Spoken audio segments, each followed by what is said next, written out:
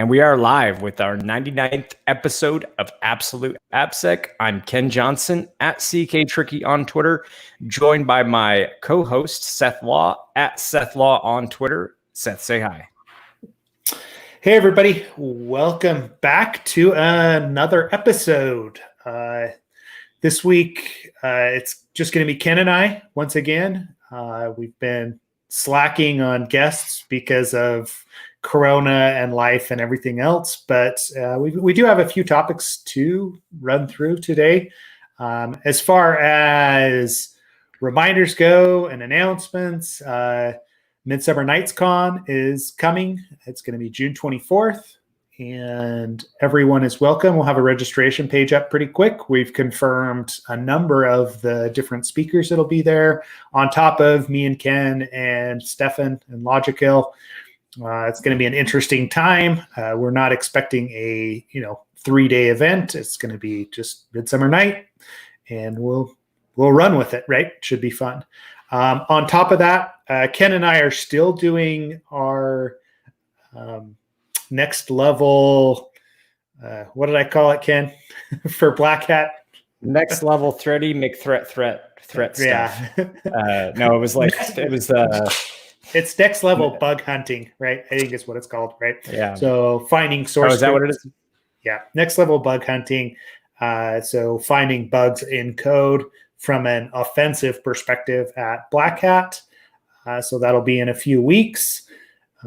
That's the end of July, beginning of August. I think we're only going to run one session there. Initially, it was supposed to be 2, but they're, we'll probably cut it back to 1 just so we have everybody in the same, especially where it's virtual. So we'll have everybody in the same course rather than doing it, over 4 days. We'll just do it over 2. And yeah, I don't think we have anything else coming up right now. I mean, our course did get picked up for OWASP or AppSec,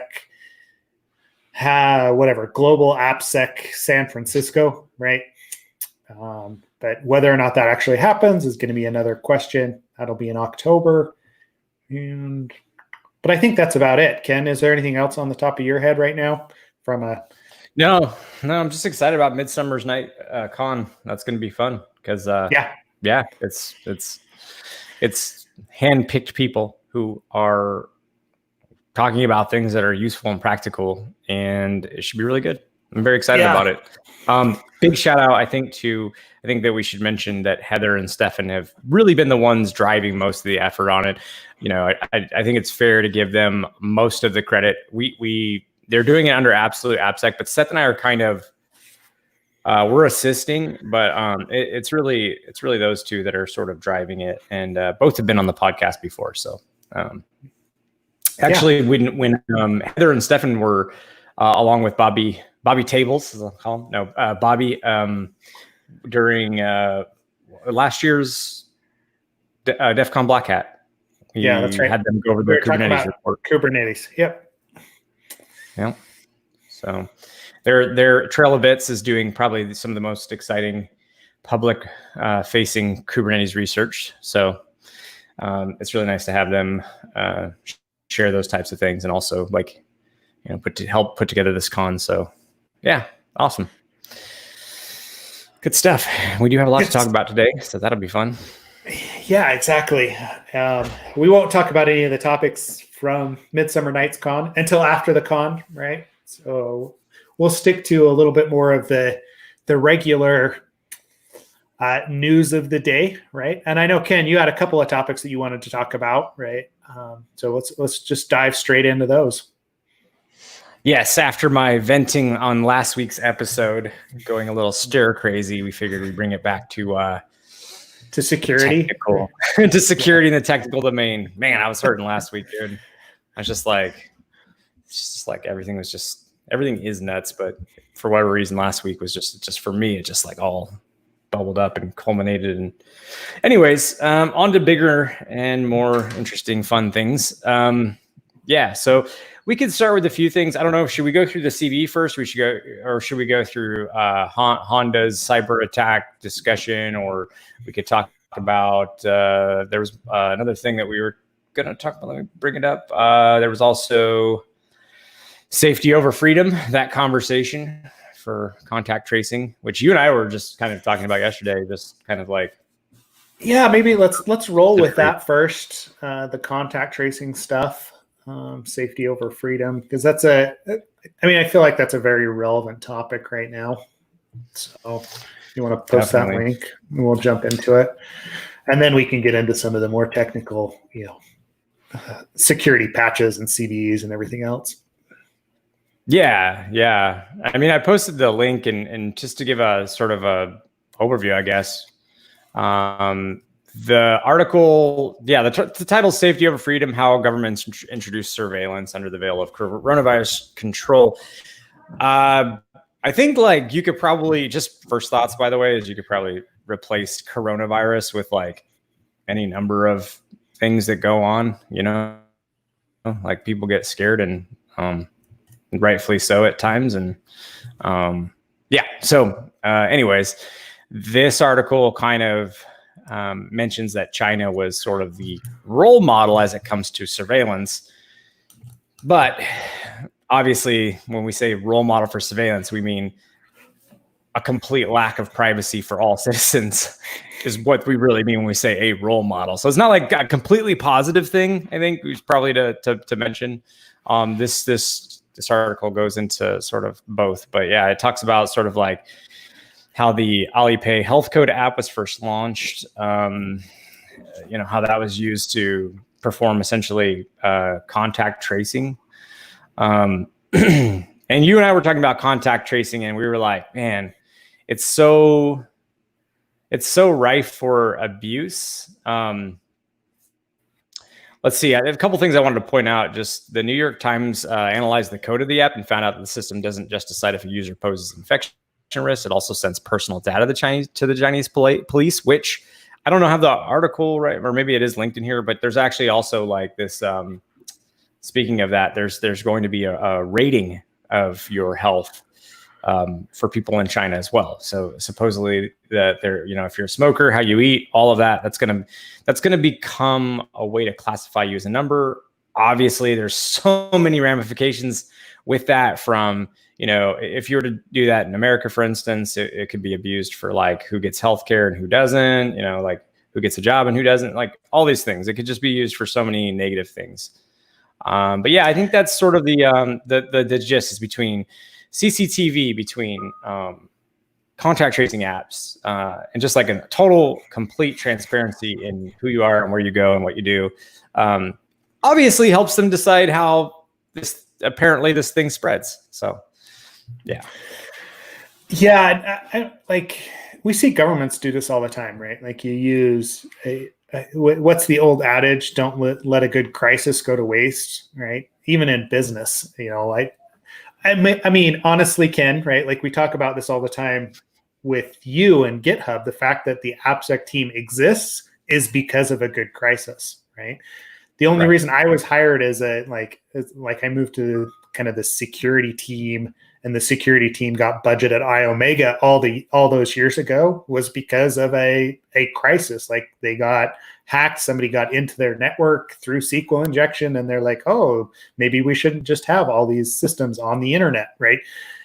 So that kind of stuff happens all the time, and businesses take advantage of that. I mean, part of that is just a thing in the organization, right? Like, oh, we have risks that we didn't know about. All right, let's take care of them. But this balance between safety and security and freedom it's just a fine line to walk, right? And depending where you're at in the political spectrum, right? One person's freedom is another person's, assurance that, they can sleep at night, right? And so I don't feel like there's a good solution here outside of, hey, there's certain rights and there's certain privileges that we have. There's a right to privacy that exists and is understood in, our basic constitution, and kind of like it's a basic human right to not be monitored at all times. And I know there's this, I don't know, I feel like it goes to that level as what's actually happening and how those, how privacy gets chipped away at, how, safety becomes the number one thing when we have threats and we have viruses and other things that are out there that can affect you and can affect people that we know. But it's not always the best thing to turn over that control and not dial it back, like not have an end date that's associated with it. Right. I don't know. Yeah.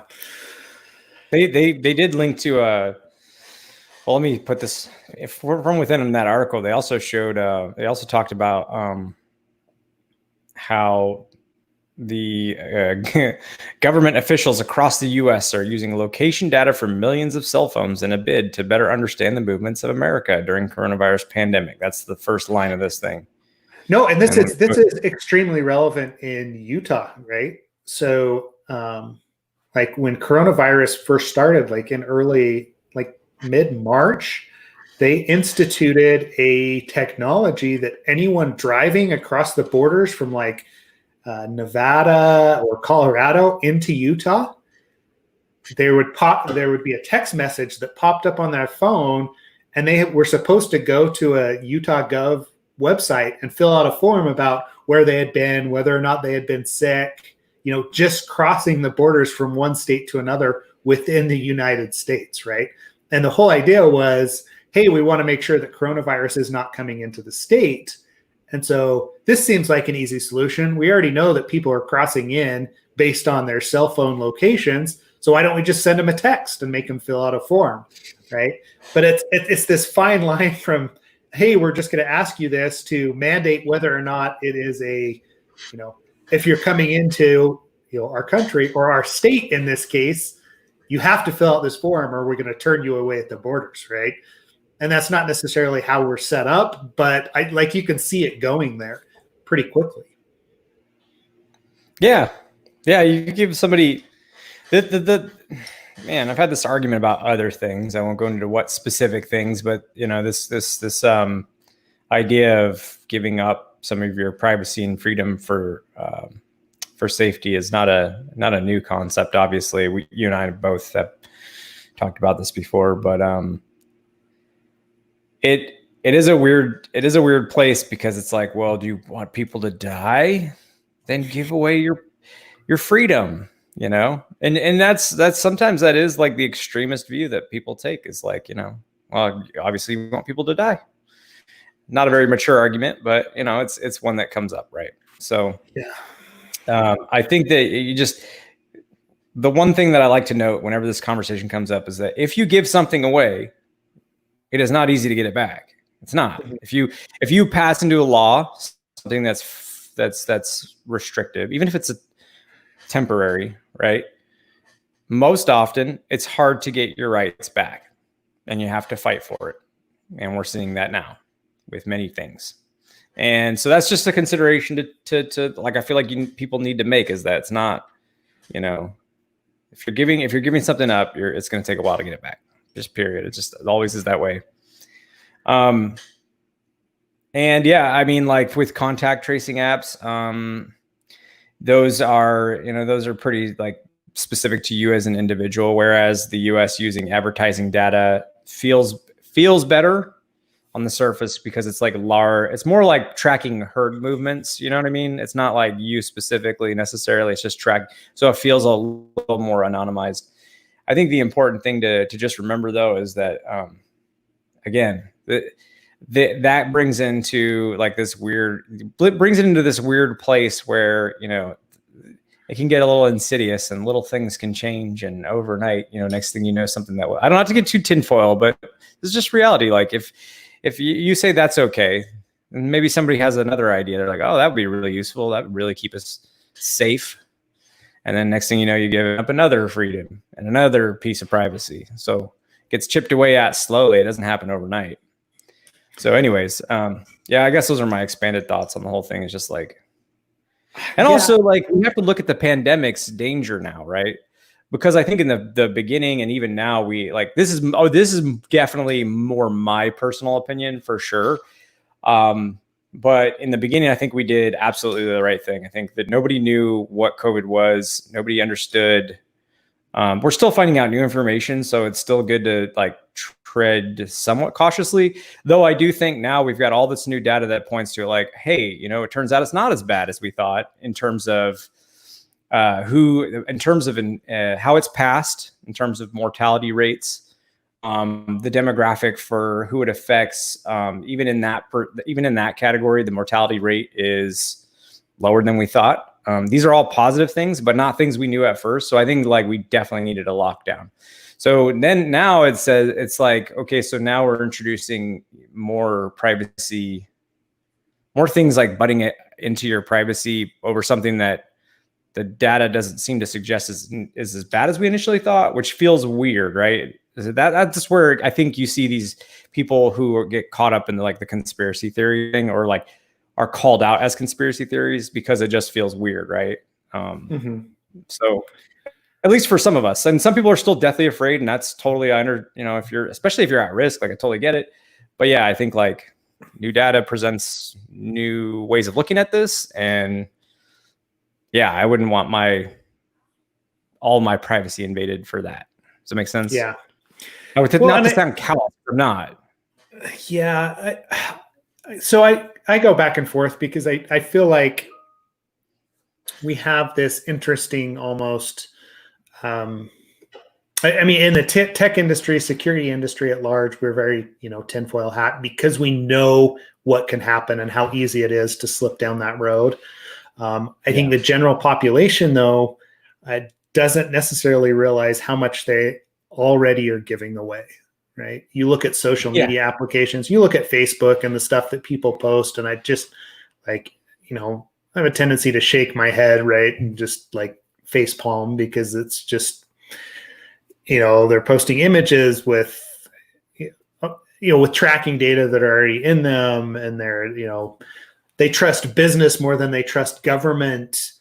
And I'm like, yeah, on the one hand, you're absolutely right. But guess what? You're complaining that, okay, the whole like 5G coronavirus conspiracy that Bill Gates, invented coronavirus to track everyone.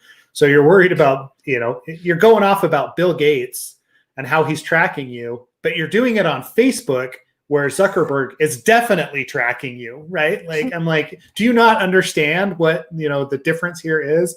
Or even just like YouTube, right? Like you're posting stuff on YouTube. Guess what? That's another big corporation that's owned by a bunch of billionaires. You're already giving this information away. And so, yeah, it feels very like, this feels nefarious to me. So it's, I'm going to call this out. But at the same time, on the back, the back door, I'm giving out all the information as it is.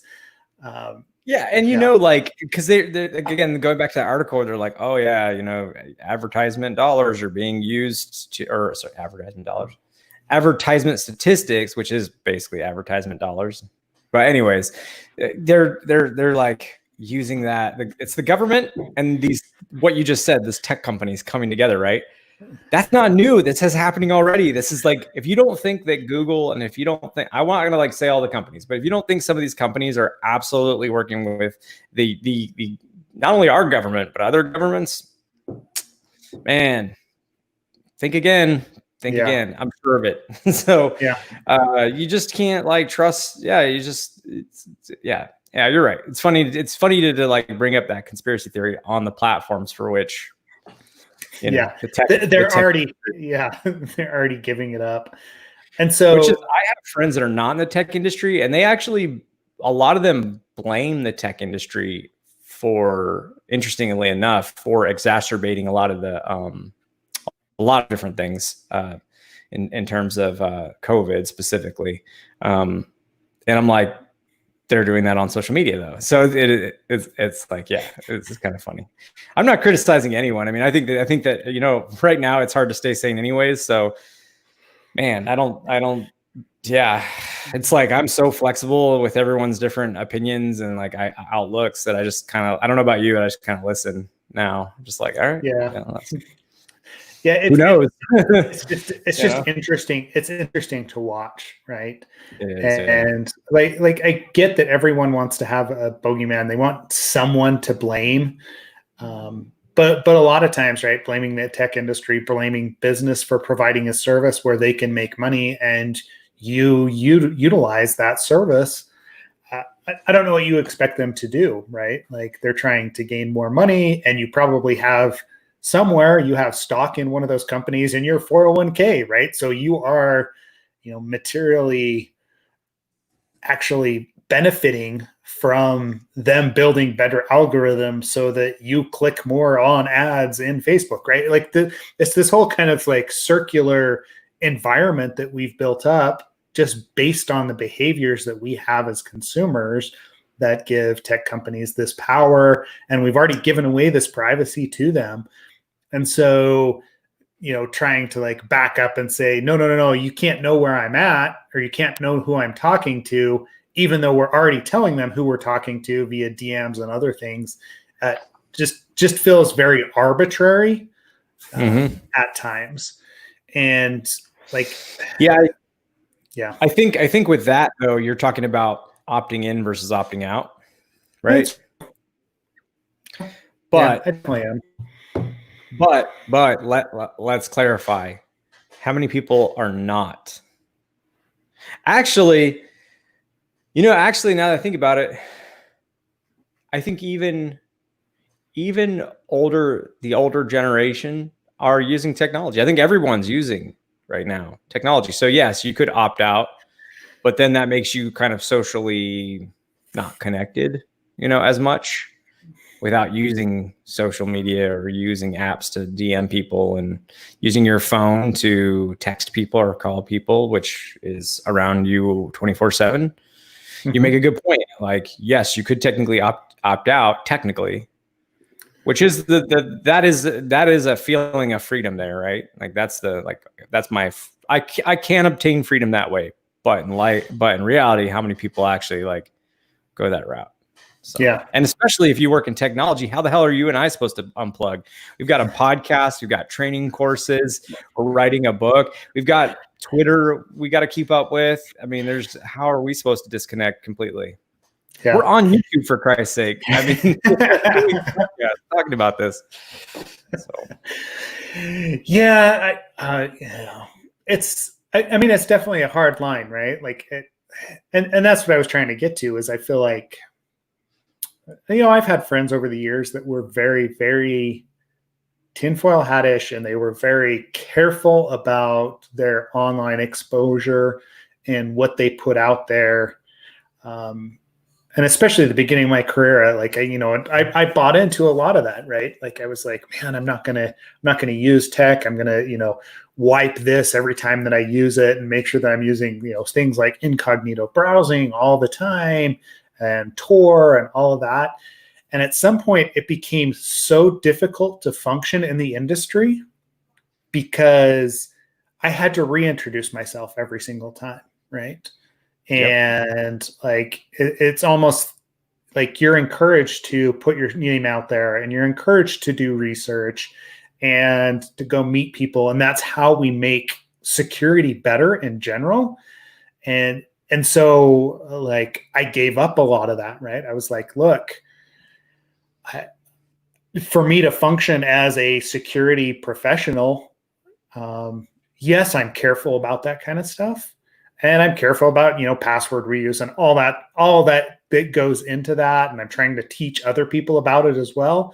But on a basic level, you have to use technology. And it's hard, especially when you start having kids and you've got other factors there. Like, we've always, made jokes about, mom doesn't understand how to install a printer and it never seems to work, or Facebook or whatever else. But guess what? Everyone that is using social media, is exposing themselves to these same sort of risks. So, like, you're better off knowing the platforms and being able to educate them at some level on, hey, this is how you do it securely. Guess what? If you want to talk to someone and you don't want Facebook to know about it, there's these other platforms, there's these other technologies that exist that you can use that'll give you at least a modicum of privacy that you don't have in your normal day-to-day operation. And even even as simple as telling them, guess what? If you're not paying for the product, you are the product. Most people don't get that, right? Like they're like, oh, Facebook. Oh yeah, we know that, there's ads but they should do what we want them to do. And I'm like, but Facebook isn't going to do what you want them to do. They're going to do what the advertisers want them to do, because the advertisers are the ones that are paying their salary and is paying for that business. So there's features there, but their whole idea is to keep you on the site and keep you interacting with that social media, which is the same thing that all of the political parties are now doing, right? They're taking advantage of the fact that Facebook is out there, and we can send messaging, targeted messaging through the platform, just like an advertiser can, and get social interaction there. And it looks like it's grassroots when really it's coming from this campaign or that campaign. So anyway, yeah. Yeah, no, I love that quote you had. I love that quote. If you're not paying for the product, you are the product. This is something I tried to explain to my son about, just like how people make stuff up on YouTube and like Ryan's Toy Channel and that nonsense, where it's just like those parents exploiting the hell out of that kid. I tried explaining that that's what it is. You are the product. They're making money off of you. They don't act like that in real life. That's just for the, he got it, but I think anyways. But yeah, you make a good point. If you're not paying for it, you are the product, and they will. And that's definitely changed the landscape of news outlets for sure. That's one we've seen a lot of. I don't know if this is true for everybody, but for me, because like last week, like I said, I was just not in a great place just from months of this shit. And like the thing that kind of pulled me out of it too was disconnecting from social media. I got this book that I was kind of picking at, and I was like, you know what? I'm just gonna read this book. I'm just gonna do that instead of going on my phone. And just that simple act made me feel a lot better. So maybe it'll be something that this obvious manipulation and this obvious gross stuff to keep you on social media, maybe that will maybe that'll drive people away, and maybe it'll fix itself. Everything balances out eventually. I believe that. I think everything balances out. It always swings too far one way, comes back the other. So it's just watching things shift right now, and we'll see what happens. Yep. Yeah. I mean, it definitely does, right? But if you're in the industry, that's what I say. Like we talk about training specific to application security people, right? Like we're talking about vulnerabilities, we're talking about risk. But at some level, like all of us interact with people that don't have that same level of understanding, right?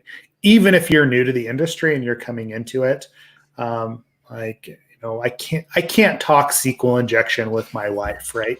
She does not give a shit, right? Which is completely valid.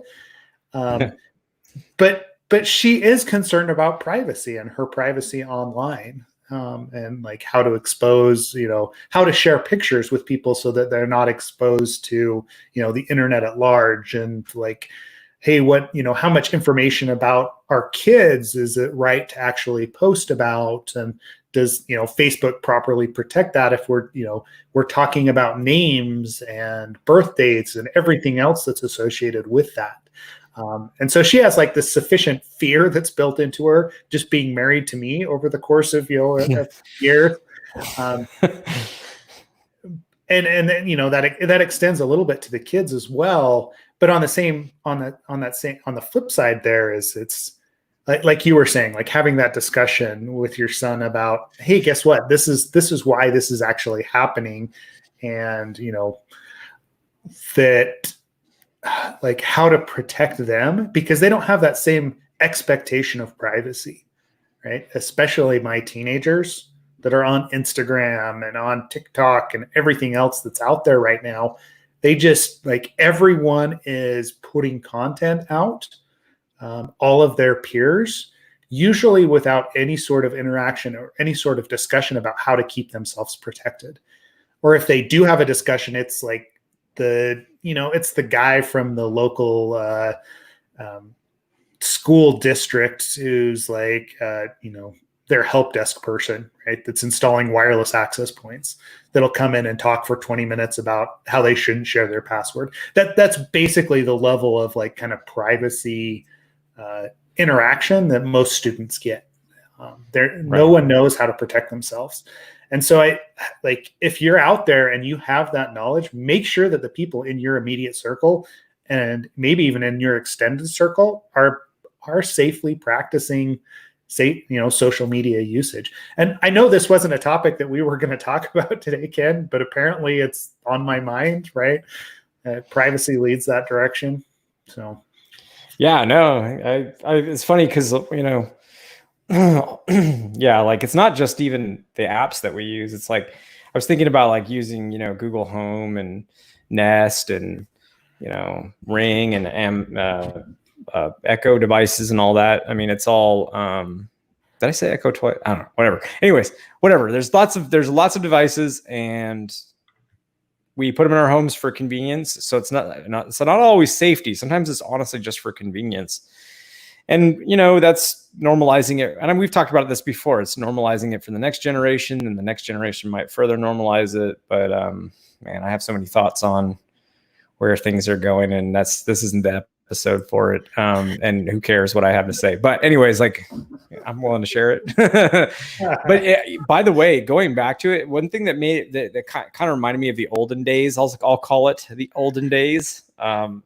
Realistically, this is from like 8 years ago, was it was very common for you to go to a conference and never have seen of the person that you wanted to talk to, and you only know their blog work in their, maybe Twitter handle, or you knew them from a mailing list or something like that, or an IRC channel or a server channel on a server.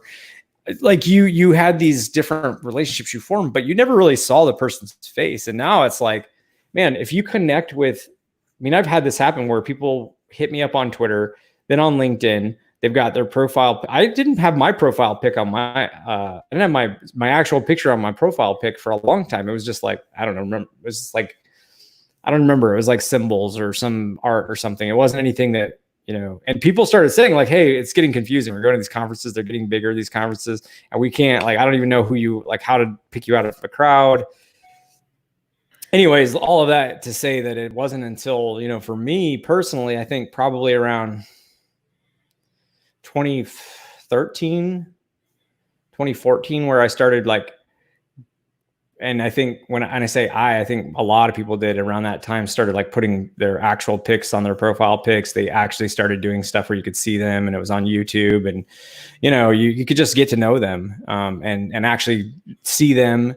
And, it's a little weird just how that kind of changed. I don't really have any thoughts on whether it's better or worse, but I've noticed the security community went from being like, all you were was some handle and some little image and like your work, and that's it, which is, maybe there's some beauty in that if you think about it. It's only your work that mattered at the time. It wasn't like how you, or what gender you were or weren't, or however that works, for you, like, meaning like, whether it's race, gender, whatever it might be, age, whatever it is, all that was irrelevant. All you saw was the work of the person. So maybe there was some beauty in that. Dude, I don't know how like I went off on that, but yeah. No, I mean, you're wasn't that long ago. Right. Like, no, it wasn't, right? And like I think about it, right? Like I think about, because up until, right now, I'm at Seth Law on Twitter, right? Like that's my name. And I remember going through like 90s and, the 2000s, and it was like, we always use different names. Right. And there's still people that are out there that do it, but just figuring out like, from a DEF CON perspective, like who Dark Tangent is, right? Like, his actual name is out there now. Right. But for years and years, he was only DT. He was only Dark Tangent.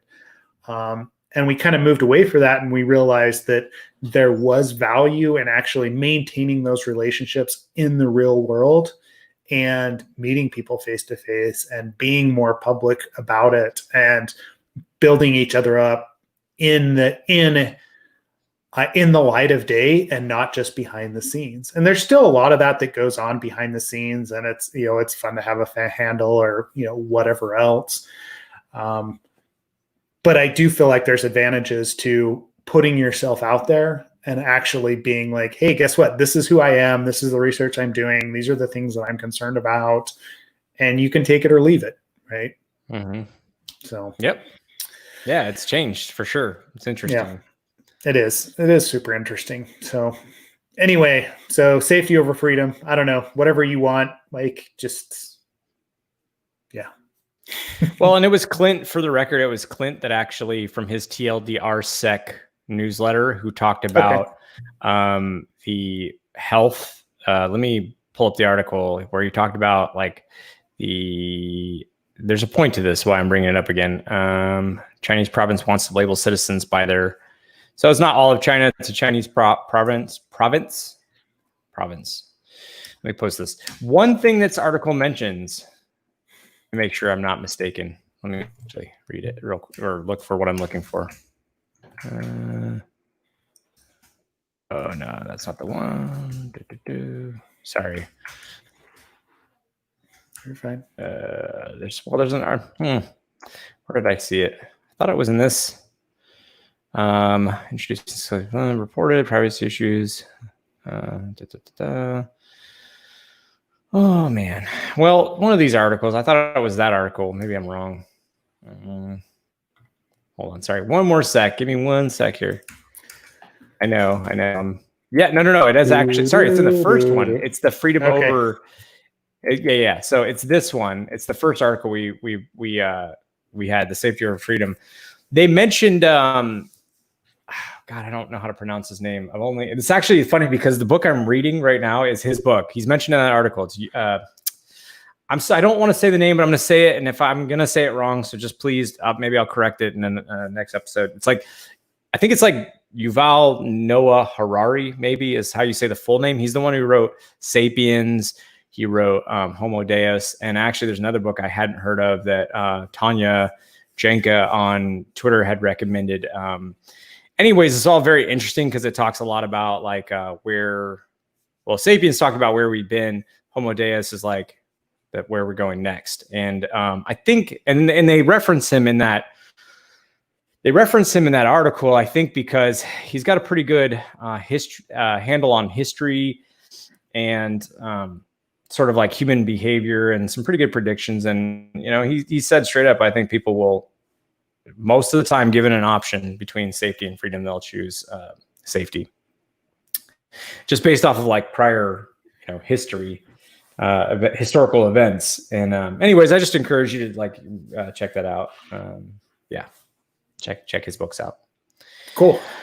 Do you want to talk about the zero key bit? Yeah, the master key? Yeah. Let's dive into some technical stuff. GnuTLS. Right. So here's the GitLab, the CVEs described on GitLab because that's where the project is, GnuTLS. So it says TLS 1.3 session resumption works without master key, allowing man in the middle. The basic gist is let's say you spin up an SSL cert and you have a valid key and a client connects, and now you have a valid, like, established proper private key to like for the server, and you know the session's verified and everything's like good. We're all good. Like the session's initiated. We're all connected, nice and secure. If that server were to be killed and restarted with a invalid credential, invalid cert, the connection would remain connected with no warning to the client that there was anything awry, which is pretty interesting. And apparently it has to do with when the session resumes, there's just an improper check. And if the creds are just garbage, then it's fine. It's totally ignored. And we're going to go into the code here in a second. We just started looking at the code right before we went live. So we're going to look at it here together. Any thoughts that you want to add before we get into that, Matt? I almost called you Max, Steph. You still there? Did I lose you? Yeah, I am now. Sorry, I was skipping a little bit again. Oh, sorry about that. Can you hear me? I can hear you. Nope, that's probably me. Okay. Well, we didn't really get to take a lot of time to review this code, so I'm going to we're gonna talk through it. But I figured like it might be fun as people that review code all the time for Seth and I to like maybe cover, just cover the change. So this is a patch file. If you're not familiar with the patch file, it's just like these minuses are like the things that were, so like here, for instance, this minus just means this code was removed. And this plus just means that this is the code that's going to be added in place of the, removed code. That's just how like a git patch looks. And we can see there's this stack.c file. And this is a diff between the two, right? So in the first one, you see that if the result is equal to the session key TOTP last result, then we proceed forward. But interestingly, that could be, it could be anything. I think what this check is trying to do is make sure that if it's not 0, then result. This is the same code, but except for we do this check here, which makes sure that this last result here is not 0. So I feel like that's a pretty important check, since it's what essentially is determining whether or not this has to basically be true in order for this to continue on. Otherwise, it's gonna fall back, right? So, meaning it's not going to really continue to execute. So before you go too much further on this, right? The interesting thing, and what we see in security vulnerabilities in code very, very often, even in this case, right, is this is a devastating vulnerability when it really comes down to it, because it means during reset, that use of the null key is predictable, and somebody could decrypt the entire session, right? That's obviously a bad thing that happens. But the fix in this case was realistically 7 lines of code, right? Or 10 lines of code at most. We remove some stuff, add a couple of checks, and we're off and running, and the vulnerability doesn't exist anymore. But we see this quite often as these kind of edge cases where what Ken was just looking at, where, hey, it looks like that last key, if it was null, then it's just a 0 key and everybody can move on. And it'll be used every single time in TLS 1.3. That's this would be hard to catch unless you were setting the key to null in some sort of a unit test, right? Which is probably what they needed to do. But realistically, right, we typically generate a key and then we use that key. We're not using something that is a null character. So sorry, Ken, I was just going off on the fact that the vulnerabilities are usually pretty simple to both code and to fix. Yeah, no, I was actually just looking at what the heck unlikely is, since I'm not a C++ expert. I was trying to see what this is. It has to do with the path of execution. Because I was like, what is that? I don't see that defined anywhere here, this unlikely statement. So that's why I was that's why I was quiet. Plus you're talking, so I didn't want to be rude. But apparently it's just some sort of optimization. So not necessarily God, I hope I'm getting this right. But from what I'm reading, it seems like more of an optimization here than any security mechanism. So essentially it's, if this is not equal to 0, then return an invalid request. Last results, mem copy, copying the initial key data, key size.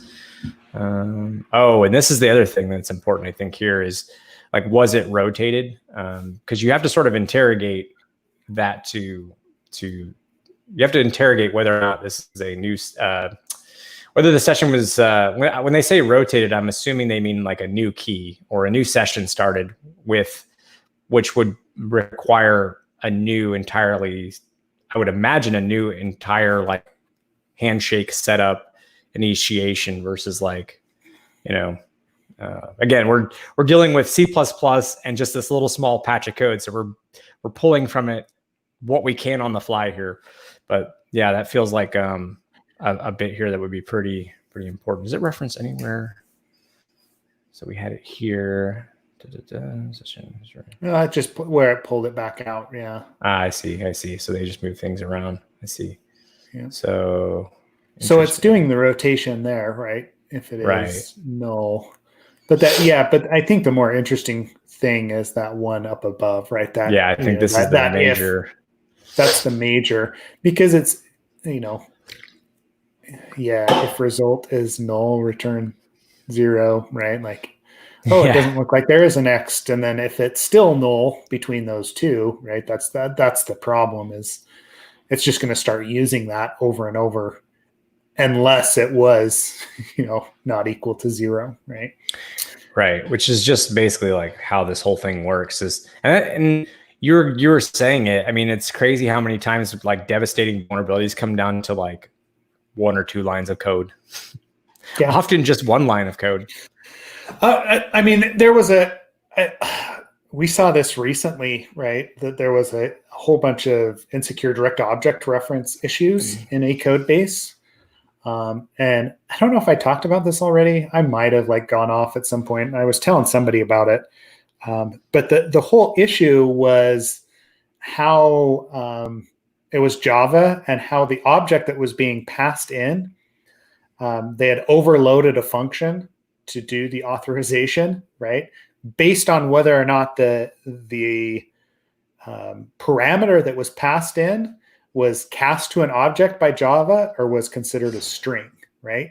And what they didn't realize is it was cast to an object, and they built all the authorization logic into the fact that the parameter should be coming in as a string. And so even though it looked from a code perspective like, oh, it's coming in as a string, and it's hitting this specific function that's overloaded, so there was 2 of them, it was calling the wrong function and wasn't actually implementing the security control to authorize the user to access the data, right? But it was seriously just 1 line of code, basically. Oh, guess what? We're going to call this one, or we're going to implement that same function in that overloaded function as we did in the other one. And we see this all the time in code, right? Like, I mean, if you've ever been a developer, you know that this is how it functions. That, hey, I forget to implement something, or I don't do one certain check, and it just blows security out of the water. So anyway, absolutely. Sorry, I'm listening and reading. And the other thing is, right, is crypto is hard, right? And it's not just like building a crypto algorithm, but key management is hard. This is GnuTLS, right? This is a major crypto library that's used all over the internet, and even these guys make mistakes, right? So, like, don't be shy about asking, about doing research, and about writing unit tests. It's like there's got to be a way that we can prevent this from happening. If we at least sit down and think about the different edge cases that exist. So. Interesting. And this removes the time. Yeah, I mean, it's definitely a weird thing with source code review and like application vulnerabilities, where so much of it comes down to like one. That's why it's hard to do. That's why when people say like, here's review this large, massive code base and do it in like 3 days, it's damn near impossible to get anything meaningful from that. Like you're doing a best effort, and that's like being generous. I mean, it takes time to find these things. So anyways, like before I get off on a tangent, rating it back in. So that's interesting. So this removes the timestamp recording, so the initial key is properly set. So that's pretty interesting. By the way, we always talk about in our course about looking at the commit messages to glean clarity and get context before digging into the code. And I think we both like Skipped it. Didn't do that. Yeah. Skipped it. So that definitely helps, that little bit of context.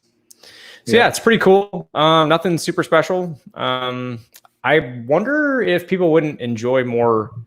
I was thinking about this. Maybe at some point we should do sort of like in the podcast, spend time just breaking down interesting, like taking requests for interesting vulns and the fixes that have been produced, and then just sort of breaking down how it all worked. This one was like kind of just like interesting because it's such a simple fix, but with such a devastating attack. I really love those ones where so you can see very clearly that it's not like, you could see very clearly how this was introduced, how this was missed, and like, well, how the fix works. It's very easy to kind of get that context. So very cool. Yeah. I mean, sometimes it's not quite so simple, right? We both know that from fixing code in the past. Sure. But I feel like the majority of security vulnerabilities, like when we actually get into the fix, are something like this, right? Like it's a couple of lines of code here and there to really tune things down. Now that doesn't go into kind of those authorization vulnerabilities or, authentication flows. Sometimes those are way more complex because of the number of places that something needs to be touched. But most of the like edge cases like this, there's usually one path to resolution. Yep. Well, good. Do you want to talk about like the Honda breach or anything like that? And was it a breach? I'm trying to remember. Oh yeah, so it's a Honda breach. Yeah, I was just rereading this code again. I was just looking at it I was just looking at the I was just curious because I was just looking at the so essentially, like, as long as to go back to it, so as long as the last result, as long as that's not 0, it basically rekeys, which is what they said in the initial bit there. Cool. Yeah, I just really wanted to understand that and take a look at it, and out of context in front of people live, it takes a second to get up to speed, and it's pretty cool. I like doing that. I want to keep doing this. So if people are interested, let us know, and like you and I can pick out, or we can just take suggestions for different stuff. Yeah, I mean, we could even step through some of the things that we do in secure code review or in assessments, like how we find different things and what we look for in code bases. It could be interesting. So we'll take a poll. If you have something that you want us to take a look at, an open source code base or a specific vulnerability, please reach out, join us on Slack or on DM us on Twitter, or like we were saying earlier, I think we're out there, right? People can find us if they want to. Yeah. So here's the article. Oh, Neil wrote, I really struggle looking at raw diffs. I depend heavily on syntax highlighting. Yeah, raw diffs are a little rough. One thing, like, again, not to like, I'm not trying to necessarily tout GitHub, but one thing that's really nice is like for different editors and for like on github.com, there's this like you can point to a function and see where it's defined. I don't know. I actually don't know if that's like available on all code languages. I think it's just a subset, but that's usually really nice because you can also like find out what some of these functions actually like are and what they're doing, and look at all of what's defined inside of the function versus like this little diff where it's a little weird trying to get some context on that. But anyways, yeah. Well, I mean, so GitHub is basically just a huge IDE now, right? Between live code editing and it is. Oh, code and speaking of Neil, I did want to mention Neil's going to talk about practical security, CSP. It's going to be awesome. Can't wait for Midnight Summers Con, which we'll promote here shortly.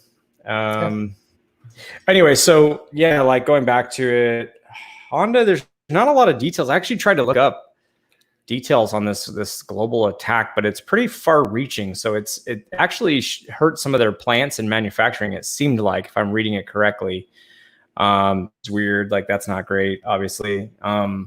And it just seems to be quite a massive attack. So people are speculating, some people, just because I read a couple articles on this, there was another article I was reading where people were like security experts I don't know who they are, were commenting that they thought it might be a ransomware attack, which, I guess maybe. Not a great idea against Honda. Trying to think what other pertinent details. There's really not a lot to really go off of. I mean, I don't know if you know anything more, Seth. No, actually, I was just looking at the Honda customer service Twitter, and they've still got it pinned up there that financial services and Honda customer service are still experiencing technical difficulties. I mean that's about it, right? I wonder if right. Well, they said Honda Financial Services, so I feel like that's probably people getting like loans, I would imagine, for vehicles or something or servicing or their leases and all that kind of stuff, right? Yeah, which points to another massive breach, if so, of a global company, which is, man, if there's one theme for 2020, I think we could take away is that we are globally affected by global issues because we are globally connected. Like we are just all one now, getting closer and closer to that. And technology plays a big role in that, not just computers, but, planes and shipping and cargo and stuff like that. Or viruses, transportation in general. Yeah. Virus. Well, but because of all of that interconnected, that's where we find ourselves vulnerable to viruses, or in this case, a virus that's attacking. That's what they said, a virus that's attacking their global network, Honda, which is, we're talking Honda's global financial services. I'm guessing you've got all kinds of different nationalities and countries that are a part of that system, those systems. Yeah. No, it's I mean, it's interesting that one article from BBC, apparently they interviewed somebody because all they have is that the firm added that the virus had spread throughout its network, but did not provide further details. So somebody's having some long nights right now.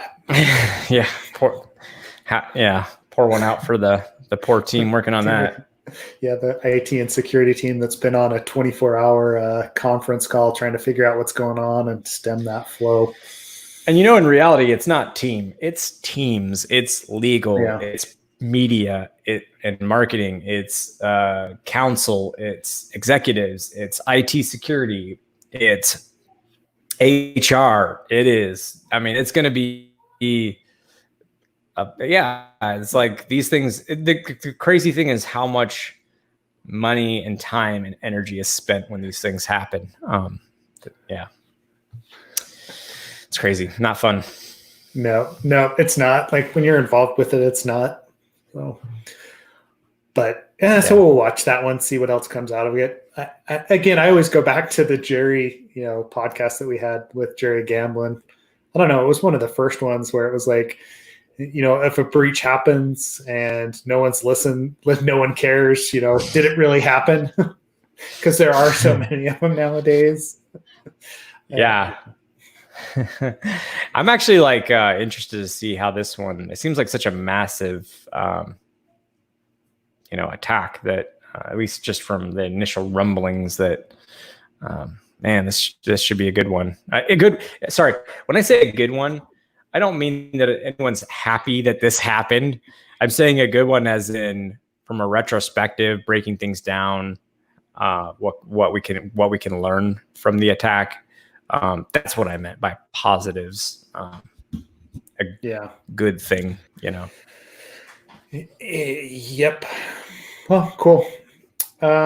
All right. Well, we've been going for about an hour today. I think there's always more stuff that we can talk about if people are interested. I know we're about an hour behind our normal, regular scheduled time, but we will pick back up next week with our 100th episode. I'm not sure what we're going to do to celebrate. We may just pour one out, right? That's about it. I got to start scheduling people again. This whole thing, man. Yeah. So that's my fault for not scheduling people. I just haven't been reaching out to people. Primarily just been a weird time, and sometimes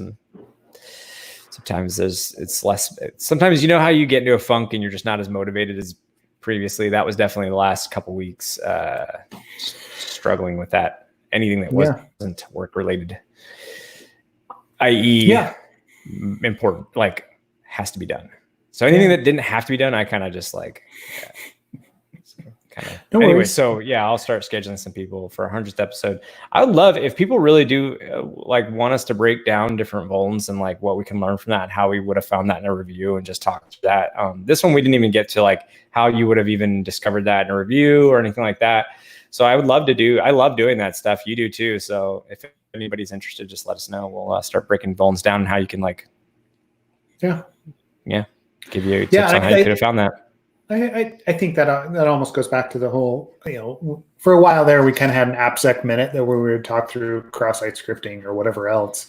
I think that'd be good to revisit and start to do again. And then even pull in the guests when they come on, make them, comment on different things.